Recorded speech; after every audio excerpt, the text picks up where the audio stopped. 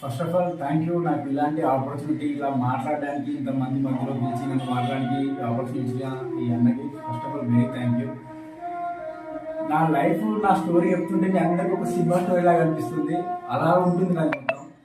Actually ఎక్కడో start అయ్యి ఇలాంటి ప్లేస్లో ఉంటా అని ఇలా కలగడేమని కానీ ఎప్పుడు అనుకోలేదు. ఇలాంటి ప్లేస్లో ఇలా సెట్ చేసుకుంటాను నా లైఫ్లో అనుకోలేదు. సరే అదంతా వదిలేద్దాం.